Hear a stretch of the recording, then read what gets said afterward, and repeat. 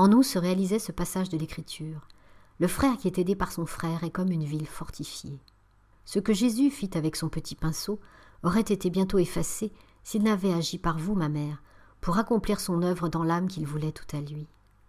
L'épreuve sembla bien amère à ma pauvre compagne, mais votre fermeté triompha, et c'est alors que je pus, en essayant de la consoler, expliquer à celle que vous m'aviez donnée comme sœur entre toutes, en quoi consiste le véritable amour.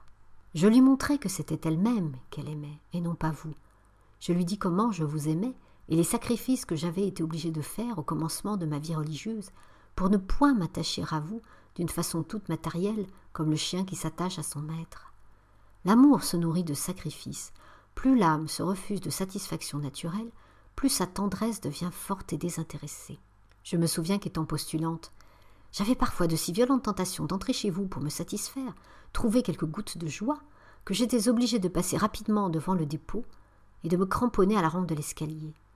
Il me venait à l'esprit une foule de permissions à demander. Enfin, ma mère bien-aimée, je trouvais 1000 raisons pour contenter ma nature. Que je suis heureuse de m'être privée dès le début de ma vie religieuse. Je jouis déjà de la récompense promise à ceux qui combattent courageusement.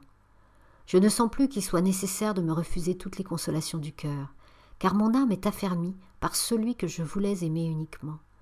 Je vois avec bonheur qu'en l'aimant, le cœur s'agrandit, qu'il peut donner incomparablement plus de tendresse à ceux qui lui sont chers que s'il s'était concentré dans un amour égoïste et infructueux.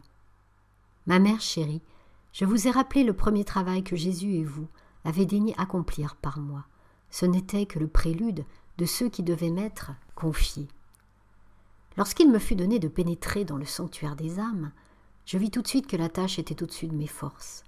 Alors je me suis mise dans les bras du bon Dieu, comme un petit enfant, et, cachant ma figure dans ses cheveux, je lui ai dit « Seigneur, je suis trop petite pour nourrir vos enfants.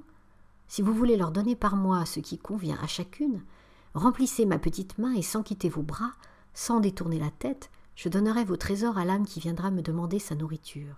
Si elle la trouve à son goût, je saurai que ce n'est pas à moi, mais à vous qu'elle la doit. Au contraire, si elle se plaint et trouve amer ce que je lui présente, ma paix ne sera pas troublée. Je tâcherai de lui persuader que cette nourriture vient de vous, et me garderai bien d'en chercher une autre pour elle. Ma mère, depuis que j'ai compris qu'il m'était impossible de rien faire par moi-même, la tâche que vous m'avez imposée ne me parut plus difficile. J'ai senti que l'unique chose nécessaire était de m'unir de plus en plus à Jésus, et que le reste me serait donné par surcroît. En effet, jamais mon espérance n'a été trompée. Le bon Dieu a daigné remplir ma petite main autant de fois qu'il a été nécessaire pour nourrir l'âme de mes sœurs. Je vous avoue, mère bien-aimée, que si je m'étais appuyée le moins du monde sur mes propres forces, je vous aurais bientôt rendu les armes. De loin, cela paraît tout rose, de faire du bien aux âmes, de leur faire aimer Dieu davantage, enfin de les modeler d'après ses vues et ses pensées personnelles. De près, c'est tout le contraire, le rose a disparu. On sent que faire du bien est chose aussi impossible sans le secours du bon Dieu que de faire briller le soleil dans la nuit. On sent qu'il faut absolument oublier ses goûts, ses conceptions personnelles, et guider les âmes par le chemin que Dieu leur a tracé, sans essayer de les faire marcher par sa propre voie.